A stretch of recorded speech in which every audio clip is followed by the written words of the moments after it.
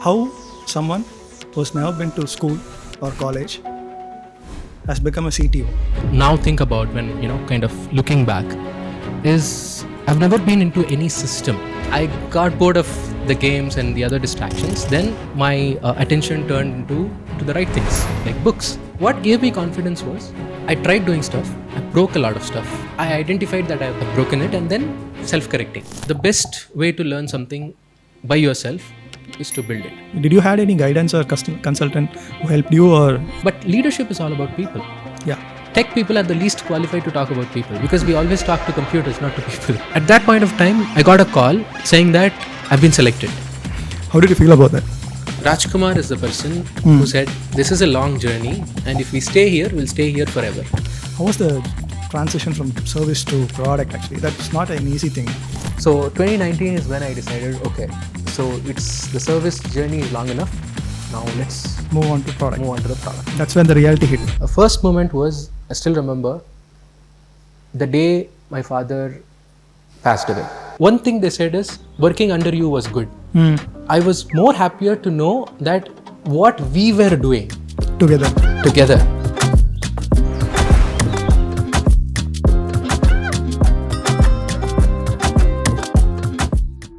Hameed, how was your day? How did it start? Super, Today. summer fun, all fun. So it was for fun. Okay. Superb. You traveled almost 2 hours for this. Yes, You are living in the outside the city. very nearby to Chennai. Yeah. So tell me, Hari, I have traveled 2 hours and I had a lot of fun watching you, record stuff. What do you feel? I feel so happy actually because it's the first step. Many more steps to go. It's just a baby step actually. Also. Great. So it feels good. That first step is always happiest, right? Yeah, of course. There are many missteps, but still happy about this actually. Yeah. I know you, Hameed, for a long time actually, almost 2 decades, I think, right? Yeah. Yeah. Still not able to understand that how someone who's never been to school or college has become a CTO. That's the same question I have for myself too, right? I still couldn't understand what it is. Okay. But thanks to my parents, they decided not to put me in school. I think it had, every decision, every, step has its own plus and minuses, advantages and disadvantages. So that actually kind of, it helped me develop certain things, but it had, negative side as well, the disadvantage Negative side. side? The As a- disadvantage side, I could say. Okay. So Right. let's talk about the positives first. Then Yeah. we'll talk Let's about talk the about the negatives. positives. What is the upside you see because you never went to college, school or college actually? Correct. So the first upside I could sense and I could now think about when, kind of looking back is I've never been into any system, Okay. right? Because all of this, the education system, it's revolving around a certain way of education, right? So everybody, when somebody wants to learn something, right? Everybody thinks in terms of classrooms, right? The first thing that comes to your mind when you want to learn something is to, kind of find a master or find a coach, find a Teacher. teacher and just go on a classroom and sit and learn and then, figure things out after that. But that's not the only format, right? There are many formats. And one of that, which I did personally, was self-learning. Okay. Interesting. Self-learning. Just give a more brief about that actually, because that is something I never know, and many of us never know because we went to the school and colleges. How was it? And So self-learning is something which I, kind of did not consciously do or anything like that, right? Okay. I've never been in school and I've been at home, had nothing to do, right? And I think this is a clever design by my parents. by your parents, By my parents. whether it's your father or your mother? It's or my both father of and them? mother, both of them. Both of them. Oh, More, more father, okay. Interesting. right? Because he was a graduate. He was a Okay. postgraduate actually. Okay. He did MCOM and he did a lot of work, and he actually found something probably it did not work in the, let's say, in his life, or I don't know what prompted him.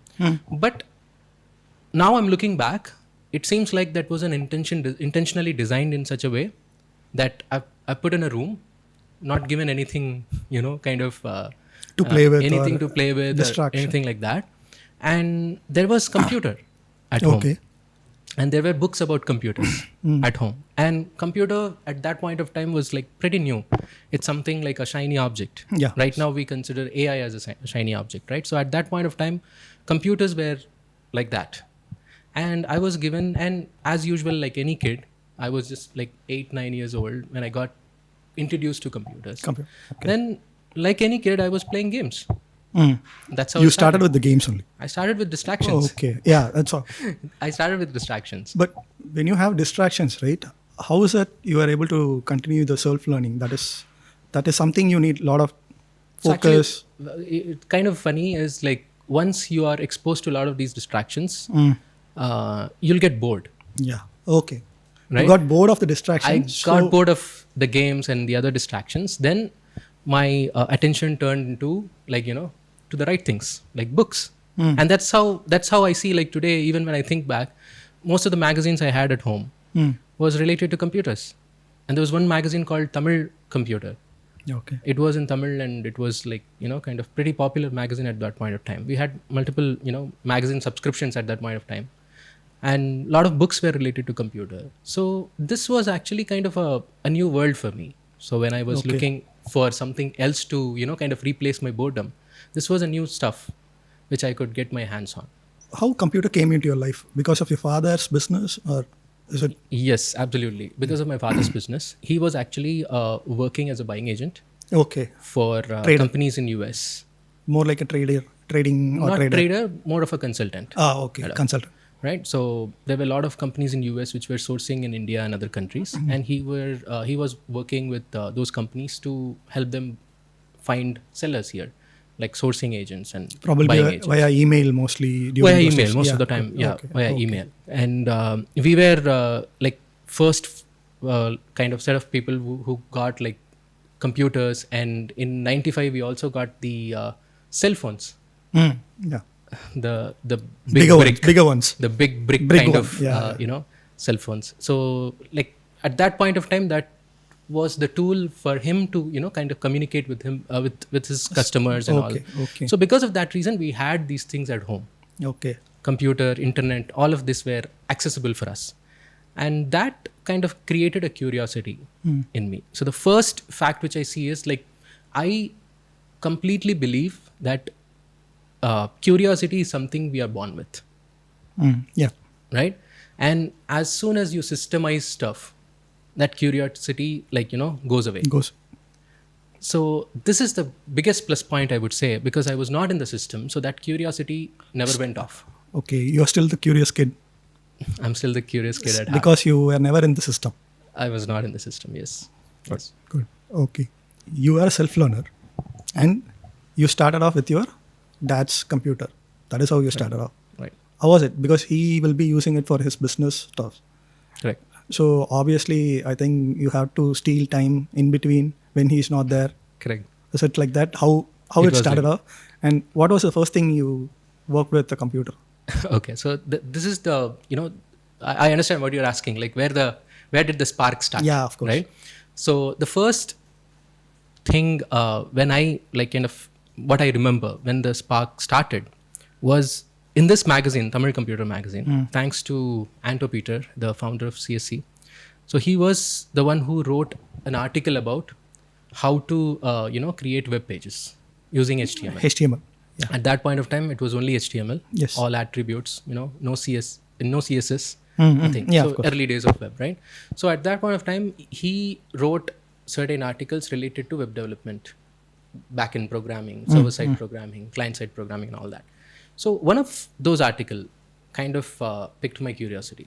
So that curiosity started because in my father's computer, we used to open all the icons and see what is behind it, right? So we used to play a lot of games. So I know what are the game icons I can go into. Then I used to open Microsoft Word, Excel, these kind of stuff, Office suite of software. And one thing that never gave any other result for me, one app, which I couldn't find out what that app does, was the Internet Explorer. Okay. Without internet, it doesn't work actually. Correct. It's just an empty browser. Exactly. It was offline because we were used to, my father used to connect it to DSL network Okay. only when this he one. was working. Okay. Right? Yeah, Apart from that, makes sense. there's no internet connection for us. Now, so I couldn't figure out what that app does At that time. at that point of time. Right? So that actually sparked a curiosity. Which year was that actually? It was around 2001 and 2. Okay. Yeah. Okay. Interesting. So at that point of time, that is what I was like, trying to figure out. And in this book, there was one article which said, you do these things and you can open this app and it will work in this app. In the internet browser. In the Internet Explorer. Which was a mystery for you whenever Correct. you open. That's what, right? Correct. Okay, So it was okay. like, Interesting. I was in the mysterious side. I mean, I was trying to figure that out. I was curious. And suddenly this popped up. And that actually picked my, interest. Then I tried copying everything what was written in that book on that article. Put it on a notepad, saved it as a, .html file, opened it, and it worked. How did you feel about that? Like I said, the first step is always the greatest, the happiest. So I felt the most happiest because I could figure something out. Awesome. And that is the feeling you get when you start, doing self-learning, right? Because you're able to figure out something on your own. So basically what you're saying is when you see the real action output, that is when the self-learning really comes into the picture. Correct. And makes sense actually. That's right? Is it Definitely. right? Yeah. Definitely. I know about you, Hari. I know what kind of things that you do. And I know to some extent you were in the system. But after that, you had a different dream and all that. Yeah, and of course. at some point of time, you had to choose a different route. Yes. And I know after that particular point, you also did a lot of self-learning Yes. by yourself, right? Yes. I mean, you started on the tech side, then went into marketing. Now again, you're vibe coding and developing AI tools today. Yeah. Like, tell me about it. I mean, what do you think as a self-learning? That's a very interesting question actually. Okay. Personal question to me also. I'm always, like you said, I'm also a curious kid. Someone who wants to figure out something, who likes to build things. Okay. Even luckily during my childhood, during the school days itself, I had the opportunity to touch the computer in the 3rd grade itself. Okay. That is something I feel like blessed actually because of that. Okay. Even whenever I didn't have a computer at my home actually, but my friends will have that. Whenever I go there, I'll play in their system and I'll try to create some programs, basic DOS most programs, all those terms. Okay. And that is how. And I'm always so curious about the computer stuff, Right. technical stuff, Geeky. Right. Some kind of a geeky way. That is how I started off. And one thing during my childhood, what I learned is I'm not good at reading books. I learned that I listen more, and that is my self-learning. Okay, if someone teaches me something and tells me something, I'm able to process it faster, and I am able to retain the information. But if I read the book, I'm not able to retain those information. That is something I personally have about that. As a self-learner, that is a plus and also a minus for me because I cannot read a lot of books and I don't have the patience to read the book also. That is also a problem for me actually. But I do consume a lot of information on the internet, right, via videos, social media, all those things. But that is how I stay updated actually, Hameed. I think when it comes to the topic of self-learning, right? You learned a lot via books. Even like you said, you started off with the Tamil computer book actually. Correct. You literally recreated the program which was written printed on the printed paper, book, and you created it in the system. Correct. Okay, how did that go on further? Actually, later, did you keep doing it with the books, or do you went into any institution or courses or anything like that? Something. I kept book were my first teachers. I would say books were the ones that I got my things up to date and try to learn stuff from. I read a lot even at that point of time. I read a lot and I wanted to kind of see. Sometimes I'll even get nothing out of a book because I couldn't understand. At the age of 12 or 11, it's too early. It's too early to kind of even think about server-side architecture and stuff like that. But I used to read those kind of books. Out of curiosity. Out of curiosity. Interesting. So like, I'll just try to consume it and I'll just try to see if I can get something out of it. Just one question to ask actually. Did you really fully complete the book, or you just go through some pages and then decide, okay, this is not coming out for me, I'll skip this book? What is the process? I did skip a lot of books. Okay. Yeah, it's not like even today I don't read books cover to cover. Okay, nice. Right? It's not like mandatory to start and finish certain things. If I could get the core idea of what it is, I just skip certain parts. So that Get the context and skip it. Exactly. Makes sense. And when it is too confusing, it's hard to continue as well, right? So earlier, like when I was trying to read computer related books, sometimes it's too confusing because I couldn't wrap around my head on what this topic is about, right? So that kind of skipped a lot of books. So I started with books. Majority of my learnings were from book. And then I also went to some some small coaching centers. Okay, interesting. Trying to understand what what how was this your internet is. How was your experience at the coaching center? I'm sure that will be a different one, I think. It was different. Yeah. But most of the coaching centers I went to 2-3 different coaching centers. Most of it was one-on-one kind of coaching. Okay, nice. So it was a small coaching center. There were not a lot of people. Okay. So only a small set of people. So the teachers were very accessible. Okay. And I could just ask questions and stuff like that. So I started creating HTML pages after reading those books and all that. And then I went to a coaching center, and they actually taught me Macromedia Dreamweaver, a no-code software to build a web page, right? Even in that software, I went to the code tab and I started writing code. Yeah. So my faculty was kind of asking, why are you touching that? Why are you doing that? This is much easier, right? Yes, of course. Then I said this is actually kind of feeling easier for me because I've read those books and stuff like that. Then I asked him one curious question again was, I saw my father logging into Hotmail or Yahoo Mail kind of systems. And as soon as he enters the username and password, it takes him to a page where his name is shown on the top, right? So I didn't know about anything about login or any of that stuff. So then I asked my faculty about how does this happen? And he said it's a complex topic. So you might have to figure out about server, client and stuff like that. Then I said, where do I get started? He said, you're too early to start.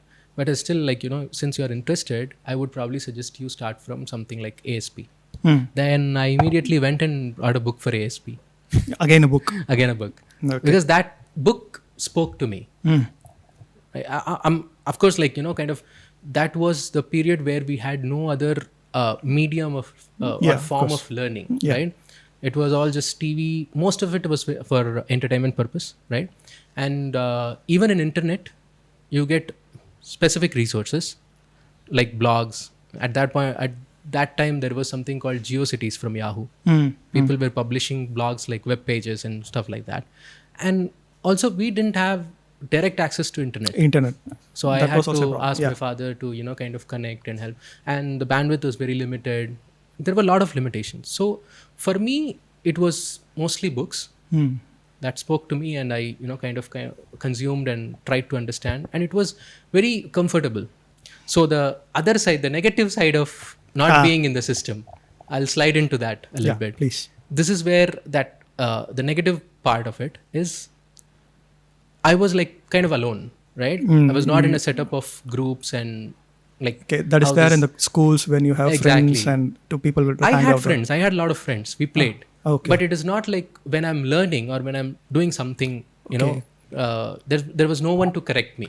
Like if a I'm doing the right thing group or not. study. There was no group study. There was no teacher. There was no master, because that's written in the book. So you have to do it by yourself. I have to do it by myself. You don't have any person to discuss it. Validate also. Okay. Because my father was not a programmer. Yeah. Right. So I had no one to validate. But what gave me confidence was, I tried doing stuff. I broke a lot of stuff. And then I identified that I've broke it. Okay. I've broken it, and then self-correcting. So this is the most beautiful part I see in self-learning, right?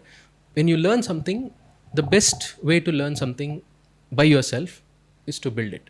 Yeah, like we said, the outcome shows the actual impact that Correct. has on the self. Whether you build it right or not. Yeah. That's a totally different When you see the topic. HTML page in the internet browser, that's it. Correct. That's sparked. And that spark will take you to longer, will actually prepare you for a longer game. Yeah, makes sense. And that's how I started, and this is where I am right now. So that's the starting journey. Okay. Now what Hameed is doing? I have run my, I've been in multiple jobs, Yeah. right? You know it better. So we worked in the same company at one point of time. In 2008, I guess, right? Yeah. 2008, 7-8 time. Yes. Then I started my own software development agency. I ran it for like 10 years. It was all services. IT services. IT services, software development, And web development, kind of. So I ran it for like about 10 years. And then I had an opportunity to build a enterprise level product in 2018. Okay. So that's when I started developing the product, and it's a POC management tool. It's an enterprise level product. So now we serve Nasdaq-listed companies Okay. Interesting. through that software, and we've been recognized by Gartner as cool vendors in 2020. It's a great one. Okay.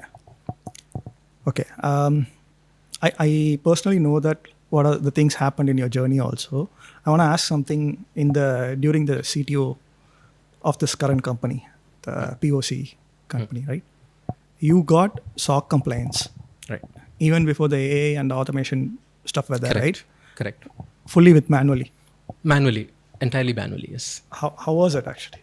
How is it? Because even now people are relying on tools and automations to do that. Right. You literally did it in the manual way. Correct. How was it? It was another learning journey for me. Again, self-learning, isn't? Self-learning. Did you had any guidance or consultant who helped you, or you figured out? I had a guidance. That's correct. called internet. Interesting. So Basically, your partner is internet. Of course. So like we had this product developed in late 2018, and we got very good validation in 2019 from a lot of mid-level companies. And that's when we figured out that this is going to be an enterprise level product where it could help solve the problem for many solutions engineers, right? So when we had to hit the enterprise level market, there were prerequisites, and SOC 2, and these kind of security compliances were one of them, right? And we had to do that. So in 2020, in our roadmap, we decided, let's kind of get this done. Let's go to enterprises and knock the door. The first challenge was understand what SOC is. Yeah, of course. Right. So I had to do a lot of research along with my co-founder. We did a lot of research, and we tried to understand what SOC is and what level of changes are treated. So it was a journey. Then we included auditors, people who actually kind of recommended certain things. And then we had evaluators, people who came in, kind of evaluated, audited the whole stuff to say, whether this is compliant or not and all that. So it was a huge learning actually, to be honest. And that was kind of, again, woke my curious kid inside me. Spark, exactly. Again ignited the spark. So there were many touch points like this in my career. SOC was one of the reasons, I would say. It's a big stuff. It's not an easy thing to do, actually. Exactly. And it took us about 3 months to, kind of do the whole process from end to end. And the most critical parts happened in 1 month time. So that was like a thrilling journey, I would say. Okay. Apart from this company, as a CTO, you are also coaching other technical leaders, right? I think. Correct. I'm now sliding into consulting and coaching, and as fractional CTO also for other early stage startups. So this is where I am placed right now. So in coaching particularly, I talk about intentional leadership for what do you mean intentional leadership? What is that? So right, Hari, like people from tech background, they're pretty introverts. Yeah, of course. Right? I was one myself.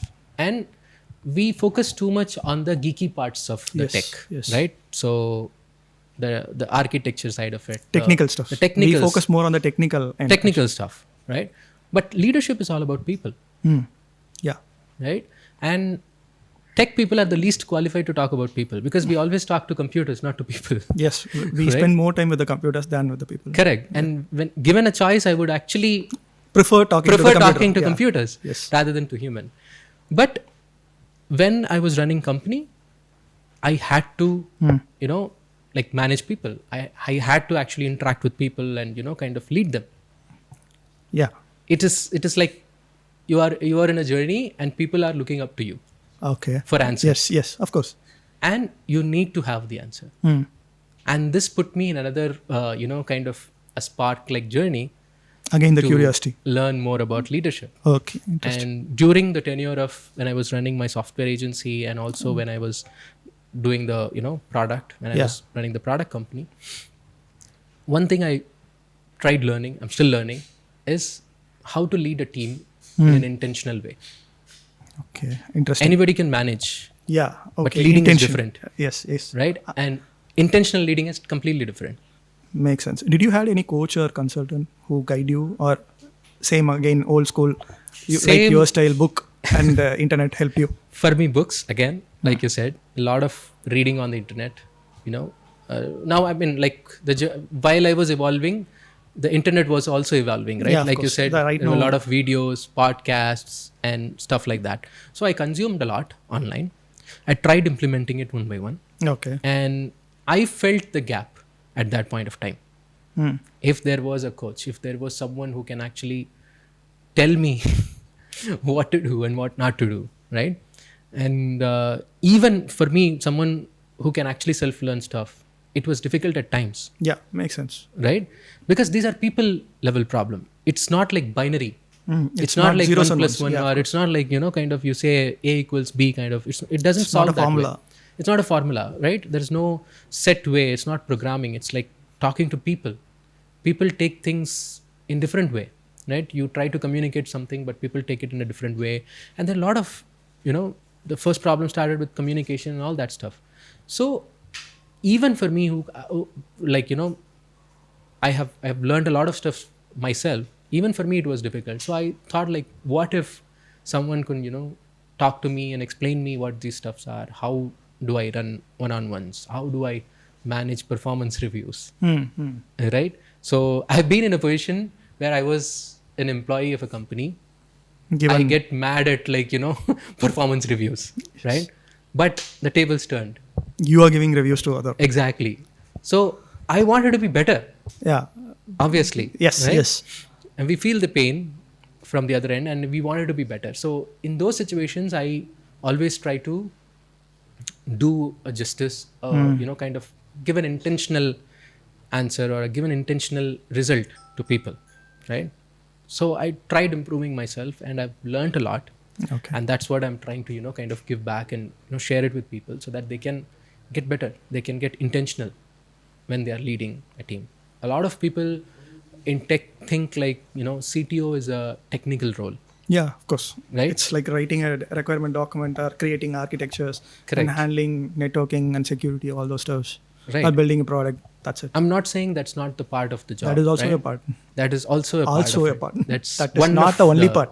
Exactly. That's one of the part, Yes. right? There are people component, there are product component, there are business component, Marketing, understanding, market understanding. positioning, or doing a roadmap, Yeah. right?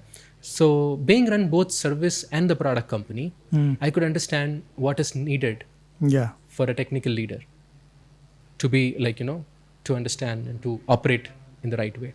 So a lot of people think CTO is CTO is a technical role, Yeah, of course. but CTO is a business role, yes. right? I know. CXO, I know. Any CXO is a business role. Business role. It's not like running the daily operations, but it's at the leadership level. You need to think through and have a vision and carry through your team. That's how I see actually. Yeah. That's like really nice way to put it. So you also come from the marketing and tech background, right? Yes. I'm pretty sure you've dealt with a lot of people, and what do you think of the state of current leadership in the tech companies? I think it's better now than before. Actually, the emotional quotient has been increased.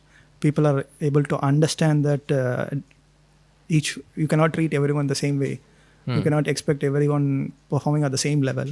Right. Even the KPIs are different for the person to person, and the training and systems are in place where it is personalized, so that everyone gets an opportunity to perform also. And also given that they also learn at their own pace. Actually, I think that's very different right now.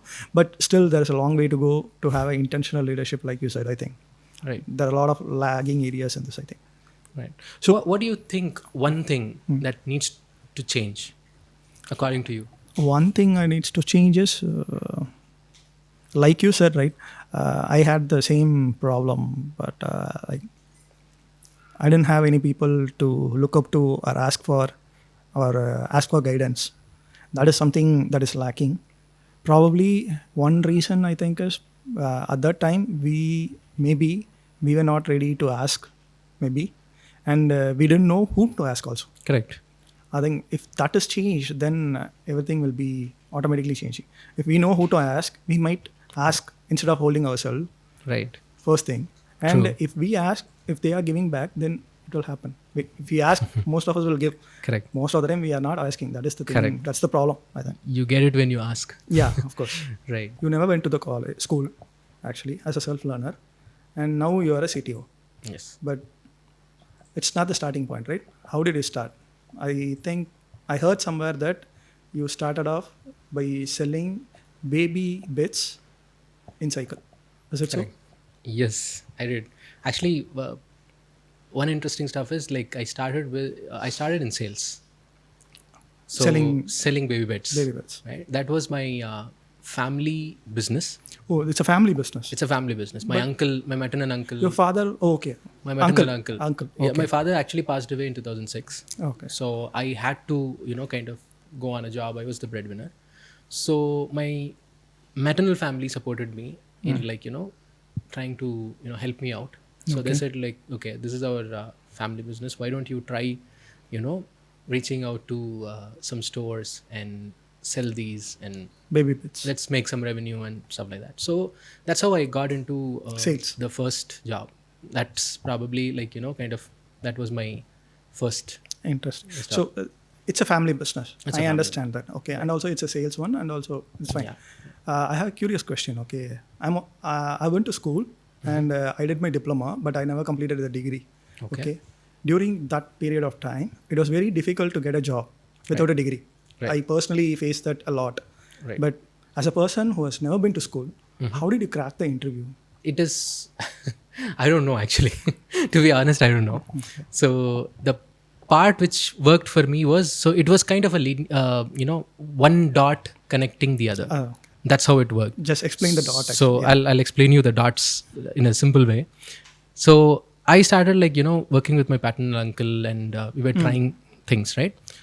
My cousin from the paternal side, he actually said, I am working in Hutch.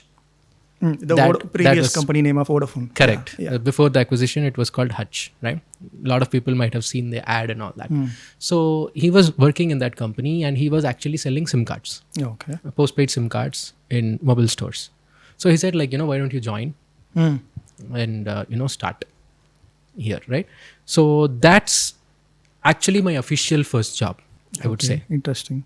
So they didn't have any requirement like degree or something So like that? there was no requirement because the person, he was already working and he referred and he said okay, try this out. There's no formal requirement, but you have to meet the sales targets. Is it again a sales job? Sales job, yes. Sales. Selling SIM cards. Selling SIM cards. Okay. Selling you are SIM selling cards. baby bits, and now you are selling SIM cards. Correct. Okay. So selling SIM cards is where I started officially as a first job. Then, kind of got into in the stores and all that. It was pretty difficult for me to be, honest, to open up. It was pretty difficult for me to convince someone to buy postpaid SIM cards or to convince someone to buy something. That's how difficult it was for me. Okay. I did not last even a quarter. 3 months. Yeah. I quit in 2 months. 2 months. Exactly. Then what did you do? It felt like that's not the thing that I could do. for me it was like that. So I came to my mother and I said, like, I know I have to earn for the family, but this is not the place, or this is not something which I can do to earn. You are the breadwinner for the family. Correct. Okay. Then how did you manage that then next? My mom was kind enough to say, okay, like, my mom was saying, like, okay, if you don't like it, I know it won't get you anywhere. So do something that you like, at the same time, start earning. You know the pressure. So she was very clear, like, you know the pressure that this has to happen.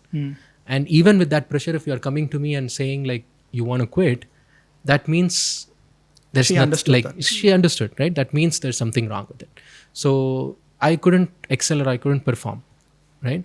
But the first dot that I got was the Hutch SIM card. Yeah. I knew the plans and stuff like that, right? Then there was a neighbor who recommended me to, like, attend an interview, which was, the walk-in was happening at that point of time, to attend an interview for a call center. Selling sofa, beds. Selling beds to selling SIM cards. And now customer support. Correct. Call center. The call center. Yeah. Exactly. Center. Right. So I didn't know what that call center did, or how call center operate even, right? So I know I had to answer phone calls. This is what I had to do. And I was a little bit hesitant at that point of time, because again, I did not know that, like, whether will this work or will it not work. So that was the hesitation I had. Okay. But this person, his name was Dinesh, and he actually insisted, saying that, okay, I know a lot of people who go to that job, and they are, like, you can, I'm sure you can crack it. This is the confidence he gave. That's just one word he said, and that actually sparked a confidence in me. So that's when I started. I went to the interview. Okay. I attended the interview, and I was like, it was regular stuff, like, tell me about yourself and all that, because I think HR ran out of question, because I had no experience, right? All they could ask was, like, what's your ambition and stuff like that. And before the end of the conversation, this one thing came up. So he asked, like, what did you do before, or did you go to any job or something? Then I said, like, I sold Hutch SIM cards. Then that immediately caught his attention. Until that point, I did not know that call center was actually a back office or a customer support side of Hutch prepaid division. Okay. I did not know that. It's the same company, and in a different department you're going to work, actually. Okay. It was outsourced to this company, and they were actually, kind of handling prepaid division of customer support for Chennai region. And he immediately asked, like, do you know all the plans and stuff? Like, can you tell me something about that job and all that? Then I said, yes, I know the plans. I recited the plans and I explained, what's what and all that. As a salesperson, you have I had to memorize all that, right? So I still, kind of remembered, and I explained all that stuff. He was kind of, I could see that he's getting convinced. Interesting. Then that was the first connect which happened. And he said, like, because you had this experience, the connecting dot part, the Hutch experience, this is the Hutch call center, I think you can join. Okay. This is what happened.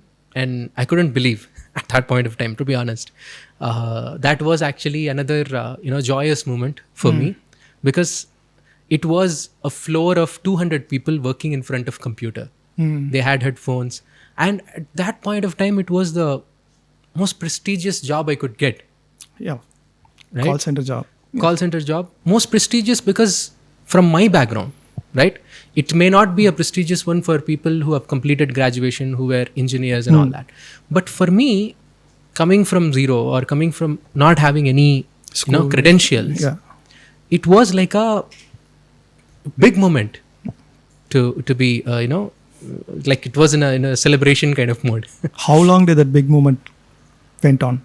That actually happened after, kind of, it was not immediately said. The HR did not immediately reveal that I was selected. Okay. Right? So they said, like, we'll call you back. This is a usual response. As usual response, right? So I was waiting. I was attending other interviews. I couldn't crack any of those. I attended like few interviews, but I couldn't crack those. Then I was not even waiting. I went back to, kind of selling beds. Again. Okay. Right? I was just trying because I couldn't. Yeah, of course. I had to do something. So at that point of time, I got a call saying that I've been selected. How did you feel about that? It was wonderful moment. I don't know how to express that, Yeah. but it's a beautiful moment. Like, selected, you have to join at this particular date. That was the call and that was the message. And I just kind of was not expecting that at all. Out of the blue, it came, and I went to my mother and my family, and it was happiest moment. Super. Then I started there. Okay. The next dot, which I have, kind of from there I went into, is I was working in that company, and when I joined that company, in my mind, I was thinking, this is the best job I could get based on my credentials, based on my background. During that time, Correct. And this is where I'll retire. you had a retirement plan on the time itself. Correct. Okay. I said, I'm not going to go out because I couldn't crack a few interviews. Yeah, And that actually, understood. kind of put me down in terms of confidence. Makes. Then I decided, okay, this is where I got selected. I was fortunate enough, so I don't want to jump from here. And this is where I'll retire. Right? Within 9 months' time, we got the news that this company was getting closed. They were shutting down the operation. The call center. Okay. So then I made some good friends there, and two things that connected me to the next chapter. Dot. The next chapter. That is one, my dearest friend, my mentor, my, in the later journey, he was my partner as well, Rajkumar. He was looking for job at that point of time. He was working there in call center, and he was looking for job because they announced it 3 months before, around 6 months before, and they said this is going to close down and you look for the job and all that. At least 3-4 months before they mentioned. So people started looking for job. At that point of time, Rajkumar joined another company called Sulekha.com. Yeah. Right? That's one connect. On the other side, I was still there. I didn't try anything because I was afraid of trying out. Because I don't know whether I'll crack the interview or whether I'll be selected without credentials. This was one shot wonder Out of the, kind of of thing, right? That's what my mind was going about. And then I actually started thinking about what to do and all that. And at that point of time, we had a requirement of, a lot of people were actually quitting at that point of time because it was announced, right? It was already said that this is going to close down. So people who were taking reports to send to client, MIS reports of that call center, were also kind of finding for job, and they were putting a lot of leave and they were trying to quit and all that. So at that point of time, my manager came and said we need someone to do the reports. Can you do it? I got famous for Excel because we did a small template kind of thing, and I was known for Excel. During the call center. During the call center period, okay. right from the beginning. So I was known for, kind of using Excel better. Because again, connecting my old dots back, I was very familiar with the Excel. software, right? The computers, the software. So it was not new to me. People, talking to people, those things were new to me. But these things were not. So it was very, kind of, I was very interested in doing that. So my manager said can you do it? I was happy to, kind of do it, of course. And we started doing reports. In last 3 months, I was actually working in the reporting. Before the company MIS. shut down. MIS, exactly. And that Excel sheet or Excel spreadsheet software is another connecting dot. So one day I got a call from Rajkumar, my friend, and he said okay, here you have an opening. Why don't you come and try? And I said, you know my background. What do you think? Will I crack? He said, come, try. Don't stop, right? I mean, if you stop yourself, it's not gonna happen, right? So why don't you come and try? If you fail, that's fine. You have plenty of companies. You got this job. I'm sure you'll get better job. So then I said, okay, let me try. I went, and there was a lot of interview process and all that. And one of the place where I excelled was Excel. Excel. Excel, exactly. So there was an Excel test. So in that test, In Sulekha. So yeah, that is Sulekha.com, and there was an Excel test in the rounds. And after I completed the Excel test, my HR was like, she couldn't believe that I could complete it in certain amount of time. Shorter time, actually. So she verified it multiple times, and then she said like, okay, this is something which we need, and you got it, and you flunked on all the other rounds. All the other rounds. Okay. I did a lot of blunders in the other rounds, but right now the position is for someone who can handle the Excel sheets, large amount of data, reporting, stuff like Again, the MIS related one. MIS related one. Great. So that actually kind of connected me. That's the dot which connected me with Sulekha. So I got selected in Sulekha. Okay. So it's still in the MIS only, right? Actually, when did you transition into the technical and the product side? Actually, So actually Sulekha was the starting point for that. Okay. Sulekha was an internet company. Yeah. Again, I did not know anything of that sort. I know like they are, a corporate company. That's the idea I had. And I went there, I tried to find out what they do and all. It was an internet company.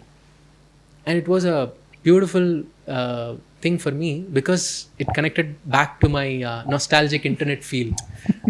Creating an HTML in Internet Explorer.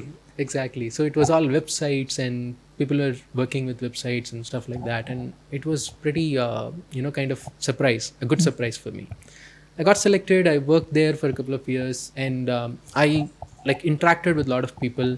And at some point, after 1.5 years mark, I actually worked with a director of B2B. Yeah. I worked, kind of with him, and I got a lot of insights and understanding about how the leadership works and stuff like that. And beyond that, I was actually suggesting a lot of things about the product, how to improve the product and stuff like that. So he liked me in that way. He liked all the insights and stuff like that. At that point of time, I did not know it was actually a job of a product manager. Exactly. Right?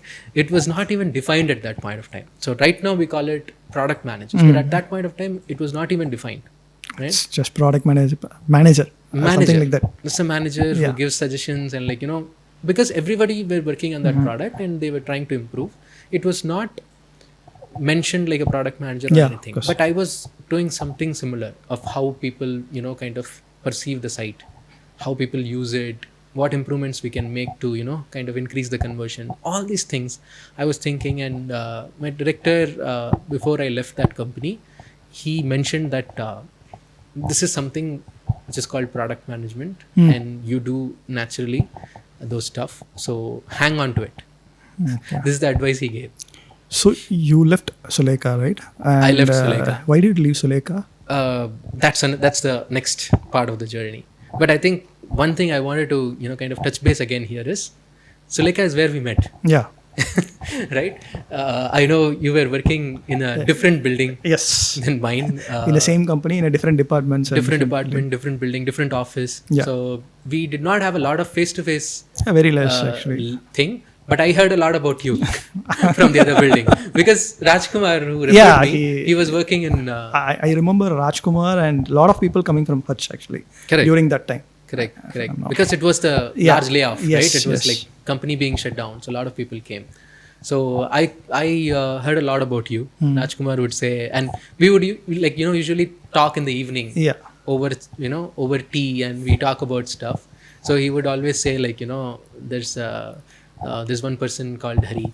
Hari ஒருத்தர் இருக்கான்ப்பா அவன் வந்து சூப்பரா பண்ணுவான் அப்படின்னு. Luckily I was able to discuss a lot with all the team leaders and managers and the stakeholders. That is how I was able to connect with every team in Sulekha. That is how I'm sure Rajkumar remember me also. Exactly. Like a lot of kind of good stuff.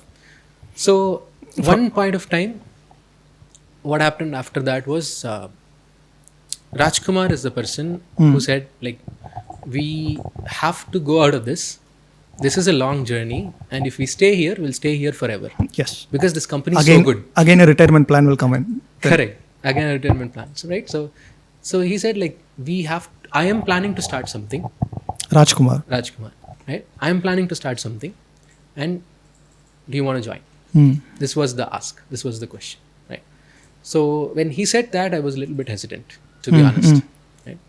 I was hesitant. I was thinking about the stability. You are still the breadwinner of the family. Actually. Correct. Yes. It was that way. So I was thinking about the stability, all parts of all the problems, all the obstacles. How am I going to manage all this stuff, right? Because business is something completely new for me as well. My maternal side of the family does business. It's not like business is new to the family, but we have seen a lot of struggle in the business. Yeah, makes It's sense. not like all successful businesses were there, Makes right? There were a lot of struggles. People couldn't make it. A lot of stuff happened, and because of that reason, I was a little bit skeptical Okay. in thinking about business and all that. But I don't know how to thank Rajkumar for this, Yes. but he pulled me into it. He And convinced that's you. he convinced me, and I would say he pulled me into it, right? And that's the best thing to happen to me, right? When you have your friend as a mentor, as a partner, and as someone who can pull you, that is the friend you should have, Yes, definitely. right? So Rajkumar was the one who pulled you into the business. Correct. You never had an idea of starting a business actually. No. Okay, you had a retirement plan in the previous company and this company also. This company also. Okay, nice. So how did it start? And the first few months, Eddie Poch. The first few months were it felt like we were doing something exceptional, innovative, because it's starting business, right? Yeah. It's like a lot of our friends, everyone appreciated because we were going like not the regular route, right? So people were working and we were starting business at that point of time. We said like we were very proud of it. We started the business and like we wanted to run and all that. First 3 months we were super proud, right? Because Super. that's something which like gives you a founder title, and I was accidental CTO, right? I called myself technical founder. That was like that gave a good feeling. So until now, you have never been a technical person, more like a product person only, and Correct. you didn't code actually. Again. At that, I mean, before starting the business, I was not actively coding. Yes. So, but when I started the business, like we started the software development agency. So because of that reason, I had to get into the technicalities because that's the only thing I knew. And a lot of previous experiences helped me, my childhood experience. And then I actually not officially coded for any role, but I personally was learning a lot about coding. So you were experimenting on your own. Correct. On my own, like building something, like creating a simple blog and stuff like that. Because that was always fascinating for me. Because of the curious kid and the self-learner. Exactly. Actually. Because that's something which I saw in the childhood, which I felt good, and I wanted to pursue that. I was looking for an opportunity, to be frank, but I never had an opportunity on the professional side. Like when I was doing As a job, business. I never had that opportunity. But business is where I decided my own role. You started a business and exploring what you had as a passion. Correct. Into a professional one. Into a professional one. How did it turn out actually? How did you manage that actually? Because doing something as a passion, as a personal thing, is different from doing the same thing professionally. Right. There are standards, expectations, a lot of things are there actually. Correct. How did you manage that? As the saying goes, right? Entrepreneurs or founders are people who actually quit 9 to 5, which is 8-hour job, to work 24/7. Yes, exactly. That's what happened. That's exactly what happened. That's how my journey has been too. We had some projects which were projects which we had to work, and we hired a few folks, and we have learned that early hiring is actually not the right thing to do, especially when you're starting a company with Initially. low capital and all that. Early hiring was not a good choice, not a good idea. So we learned it the hard way. That's when the reality hit. That's where the reality hit. You asked me about the first 3 months. That was actually a joyous moment. That was like all good, flying high kind of moment. But the reality hit in the 4th month, After. when we had no project. How did you manage that actually without a project? We had to in first 6 months, within 6 months, we hired people and we fired people too. And we had to restructure. we understood the reality that the project's flow will be like this. You should have seen our Excel sheets of projections. It was like, in the first 3 months we get 10 projects, second 3 months we get 50 Yeah, projects, that's 20 how projects, and then within the end of the year we'll become something like this. Yes. That is how kind every of projection looks like actually. correct. Yeah. So and we know the projections are not realities, right? The reality hit, and after that it was a tough path, but still we continued working. That actually helped. Again, like I said, when you get a partner who is a mentor, who is a friend, who is like, kind of ready to go through every obstacle along with you, it makes the journey even more rewarding, even more sweeter than, kind of, because when you have all these things coming up, you have people around you, good people around you, and these obstacles will look nothing in front of that. So when the company is good, the journey doesn't matter actually. correct. Yeah. Company as in the person. Yes. Company Yes. is Yeah. as in the person, right? Yes. Yes. In this case, Rajkumar, your co-founder. Correct, exactly. Okay. So from there, and you ran the business for 10 years, right? Correct. So we 10. started in 2009, and like I ran the business for 10 years completely, all service, all projects. In 2018, we got a customer from US. Right from 2013-14, we were doing a lot of US projects. Oh, okay. So we were doing domestic projects until that time, and between 2013-2014, we switched our sales pipeline, everything, to get US projects. US. So we got introduced to a customer in 2013. We did some projects. In 2018, he came back to us and he said like he wanted to develop a product. Okay. Right? Which he saw himself as a pain point which is not solved in the market, which is a purpose-built, dedicated tool for solutions sales engineers to run their POCs, manage their POCs efficiently. This was the tool that was not available at that point of time. It's like Jira, but for sales engineers. Okay. Instead of product building, a POC process happens in the app. So this was the idea. He came up with the idea and he said like, he was actually he was a part of solutions engineering team. Both from the ground up, he kind of worked in all sorts of roles in solutions engineering in small and big companies.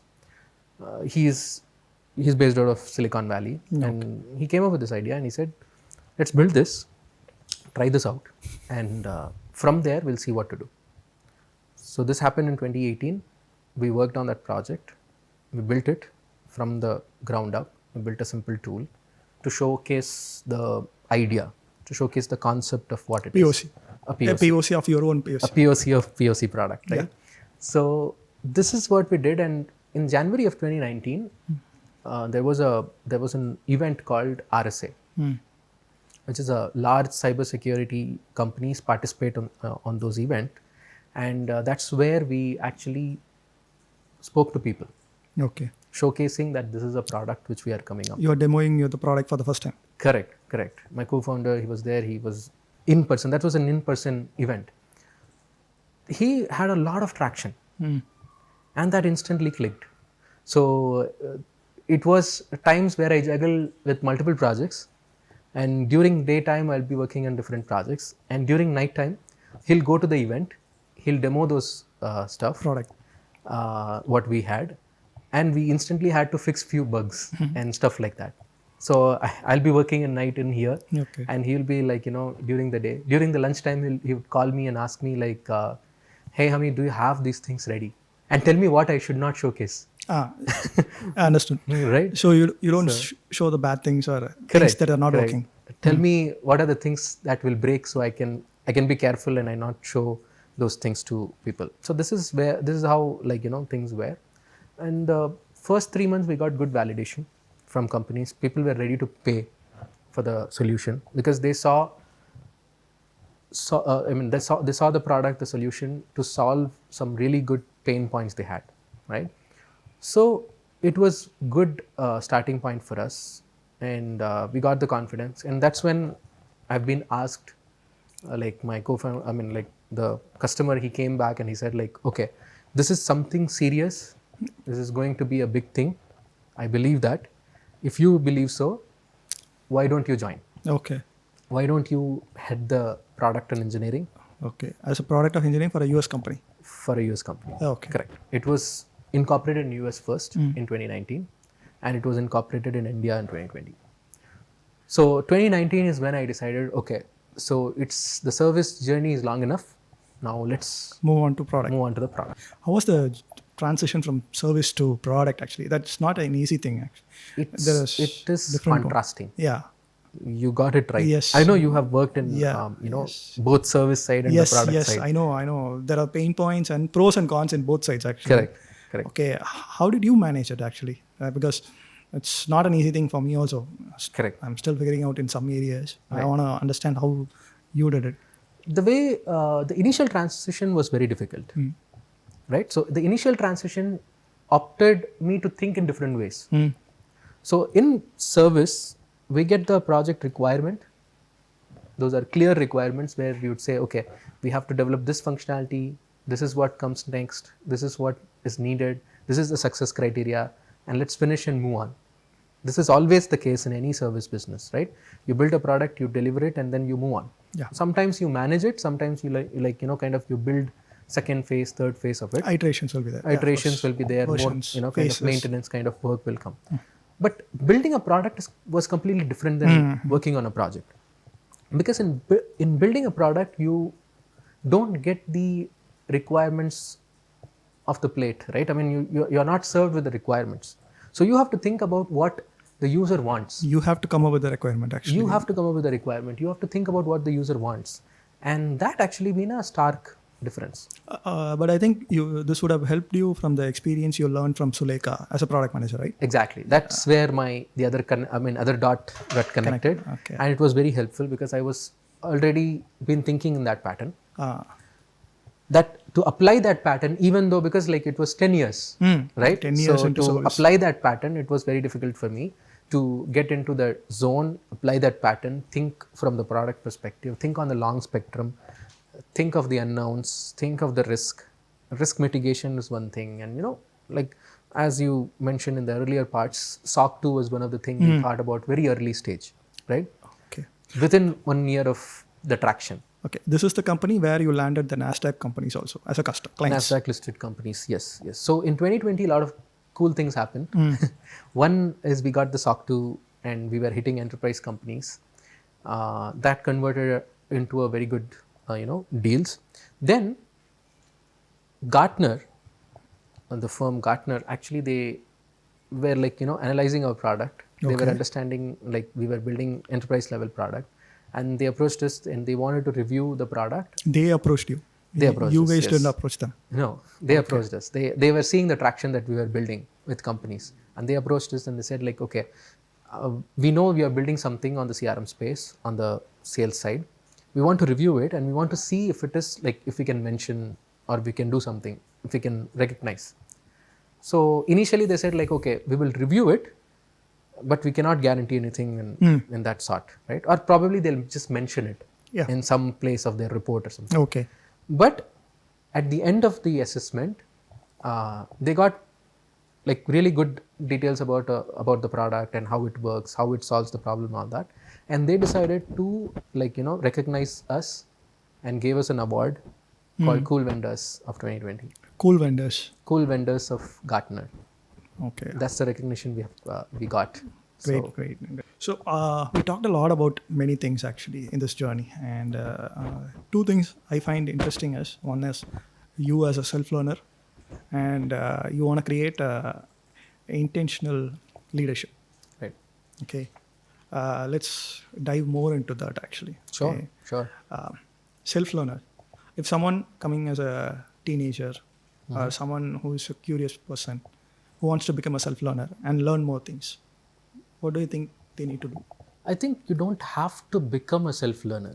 Then, right? There's nothing that you can become in self-learning.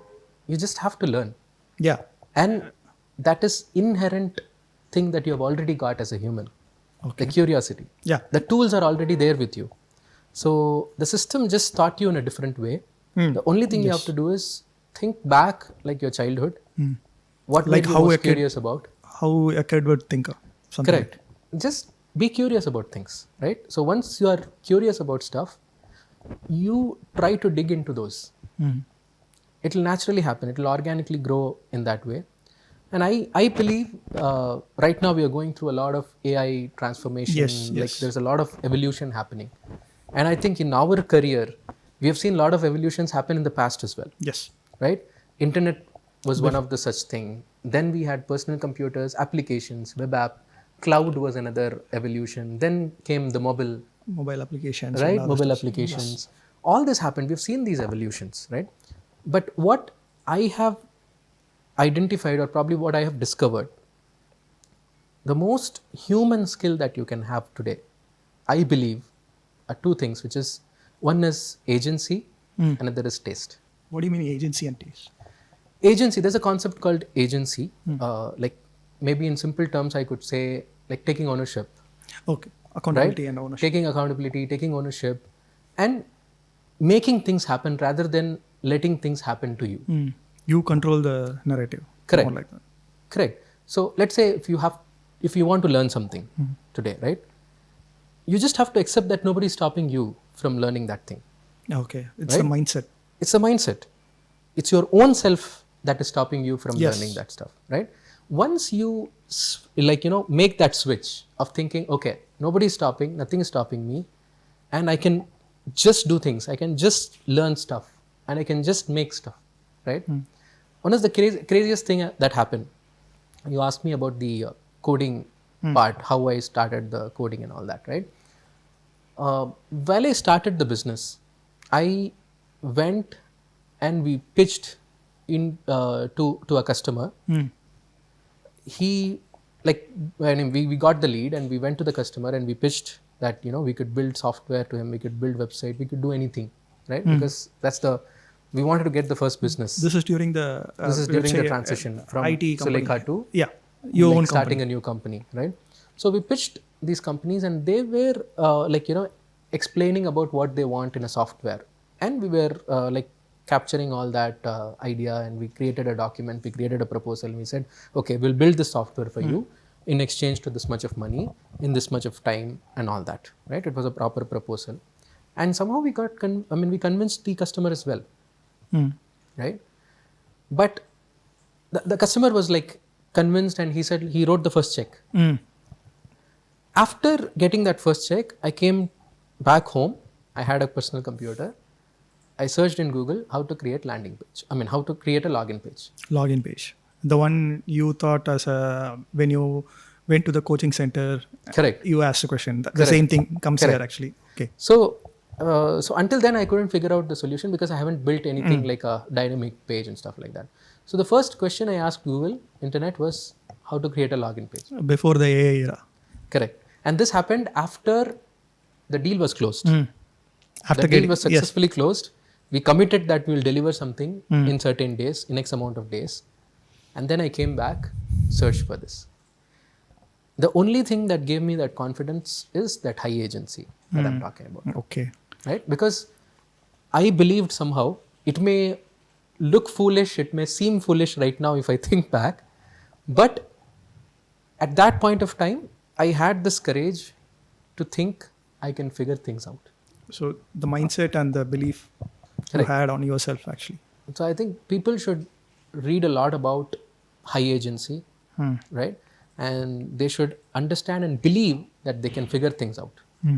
That's one. And second part, I would say most human skill is the taste, the judgment that you have. Every work that you do is it has its own details, it has its own complexities. It's simple at the same time, it's complex as well, right? So you go into nitty-gritties, you build something, you go into stuff which is, let's say, as simple as building a landing page to as complex as building a enterprise level software. There are simplicities, there are complexities, right? You go through all this stuff and you develop taste of building right things, right? As you rightly mentioned, when I was working in Sulekha, I had this product sense. That helped you in the product. That helped me in the product company. In the product company, right? And that product sense is nothing but a judgment and a taste. Yeah, Right? of course. So I believe the best skills are agency and taste for anyone to navigate in any evolution possible. Nice. Right now it's AI, in future it could be something else. But I think these are the two core meta skills that you can develop To become a self-learner, lifelong to, self-learner. to become someone like, a self-learner, a self-navigator, someone who can just navigate themselves. Okay, interesting. So the next thing I want to discuss about this the intentional leadership. You said about that, and you want to create more intentional leaders Correct. in the tech part, actually, Correct. specifically. Yes. Can you elaborate more on that, actually? What do you mean by intentional leadership? You can see, I think we touched upon this topic, and I asked about like, what do you think of current state of Yes. leadership, right? There are a lot of toxicity around leadership, especially on the tech side. In the leadership alone. In the leadership alone, right? See, when you talk to people, they explain you how toxic the environment is when they are working, and how toxic the situations are in their company, right? In the name of hustle, they they are required to work 24/7, and they were required to do certain things in certain ways, and like sometimes it's just like one-way conversation with most of the leaders. Yes. Right? It's just like top-down kind of approach. So the leaders will come and say, okay, Do get this. this thing done, Yes. and people have to take orders and do. That's actually not the leadership. Okay. People think control and authority is the leadership. They are not the leadership traits. But how do you get things done then? You create that environment where things happen, right? People, when you, again, I'm connecting back to the agency and taste, right? So when you actually empower people, Okay. create an environment, create a culture, and create a space where they can experiment and fail, Okay. Yeah. and explain them about how the high agency works, right? And cultivate it from the inside, not from the outside, right? You cannot just ask people to become high agent, or high agency is not like, kind of trainable trait, but it is coachable trait, Okay. right? It's not trainable, but at the same time it's coachable. Okay. Right? So you have to bring the best out of people from the inside, not from the outside. You cannot modify that from the outside. That's what I believe. And that's why I think the change happens from the leader. The change never comes from the bottom. Okay. So that is the reason you are trying to create more intentional leadership. Correct. So- Once, when we just change that narrative from the leader side, right? If people become better intentional leaders, the environment becomes better. From that environment, you can see a lot of good people coming up. Good And leaders. they become again, more intentional leaders again. Correct. So those kind of things, to like, we have to set the first domino. We have to change that. The stark difference I've seen, the reason I've come to this conclusion, again, like I said, even in my journey, I never needed a teacher. But now I'm actually teaching people certain things. I'm coach. So that's why I don't like project myself as a teacher. I don't teach stuff. You're coaching. I coach them. Right? Makes sense. So coaching has its own nuance, right? People do their work and they just change the mindset. So I see there are 3 layers where people learn. 1 is mindset, 2 is skill set, Yes. 3 is the tool set, right? So I think where the coaching helps the most is to change the mindset. Mindset. That's the core, actually. Correct. Once you change the mindset, once you explain them what high agency is, what the taste is, what the judgment is, how you should navigate, once that coaching happens, then they themselves will figure out about the skill set and the tool set part. That's the intention. And that's how the intentional leader should function, according to, what I believe. When did you feel that you are a good leader during all this journey and 2 decades of experience, and you want to create more intentional leaders? When did you become that in your life? Beautiful question. But I'll think about it, And take your time. Yeah. So I think I believe, again, I'm like, when I started my company, I gave myself a position, Yes. a topmost position. CXO. CX. CTO. So like I was technical founder, I was CTO. And for certain, like of course, like we get that high, right? Yes. So I was young and I started my business when I was 19. Mm. So this title at 19 was something like I was very proud of, right? But later, I understood in certain points of time that leadership is not a title or a role or a job per se. Leadership is a mindset. Again, Yes. I'll come back to the same mindset thing. Leadership is a mindset, right? And that cannot happen you won't notice it until somebody accepts you as a leader, Yeah. right? So I can go and say all I want, and I can say I can self-proclaim myself as a leader, right? But when people look up to you and expect an answer, expect a direction, Yes. that's when it hits you that people are looking up to you and you have to act accordingly, right? And making positive decisions or in positive situations, these are easier stuff, Yes. right? But when you become intentional leader is when making some tough choices, difficult choices, Yeah. right? So there are few moments I could kind of remember where I felt like I had to step up, right? The first moment was, I still remember the day my father passed away, Okay. right? Um, I visited him in the hospital. He was in hospital. He had cardiac problem. I visited him in the hospital. Came back. I went to my work, right? I was just like 1 week after joining that Hutch SIM card thing, Hutch. SIM card selling uh, person. I was there in a meeting and I got a call that something happened and I had to return back home, right?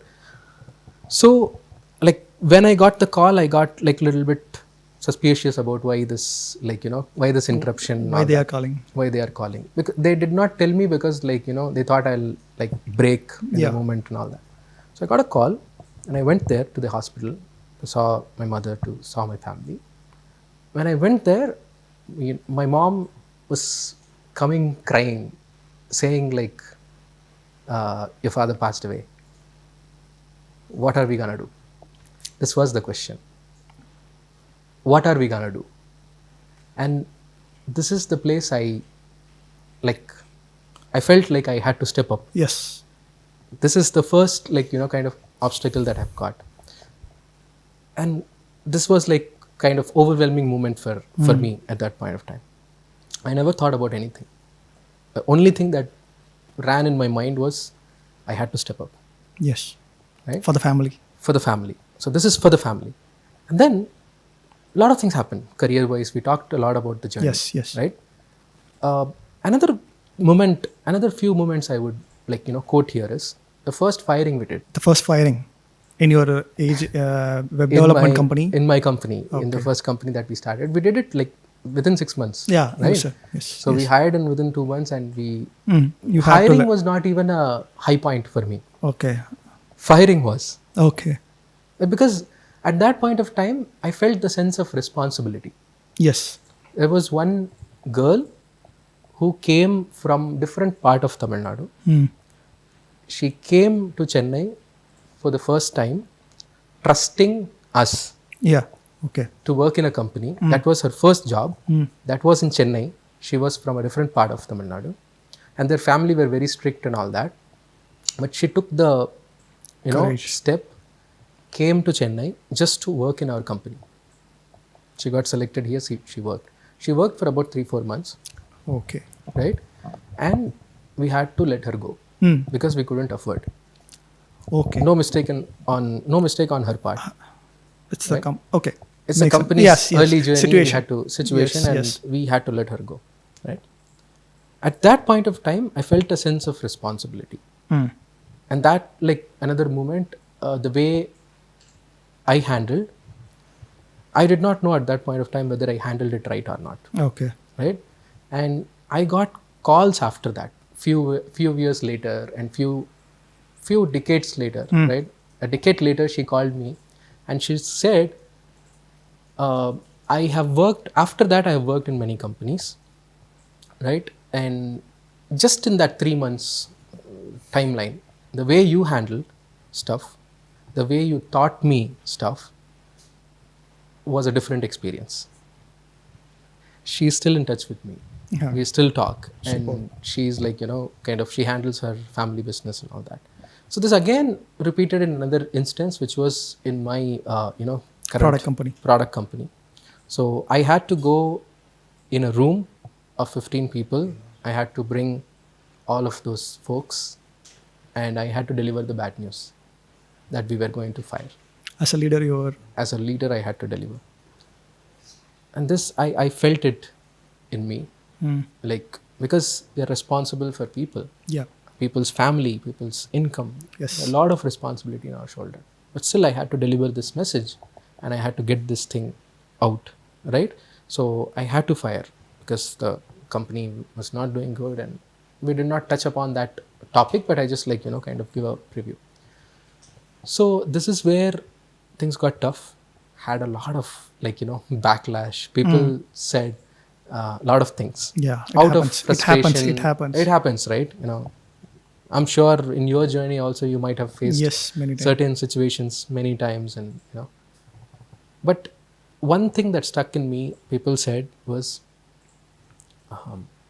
what can we do to kind of simplify this, or can we give up our salaries, or can we give up something so that we can still stay and continue working? They wanna keep working with you. That's the intention. Correct. That's the intention. They still wanted to contribute. They still wanted to do something. And, again, after that, I mean, the inevitable happened. You had to let them go and all that. Yes. But that was the moment which actually gave me the boost, the confidence that, yes, this has come from the outside. So I'm not a self-proclaimed leader anymore, right?